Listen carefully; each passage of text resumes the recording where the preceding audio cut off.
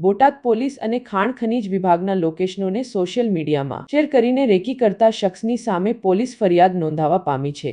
બોટાદ જિલ્લાના traffic PSI પેટ્રોલિંગમાં હતા ત્યારે શંકાસ્પદ વ્યક્તિ દિલીપભાઈ શાંતુભાઈ ખવડની પૂછપરછ કરતા તે પોતાની કાર મૂકીને નાસી છૂટ્યો હતો। સાયલા તાલુકાના શખ્સે ફરજમાં રૂકાવટ કરી હોવાની ફરિયાદ હેઠળ કાર્યવાહી હાથ ધરવામાં આવી છે।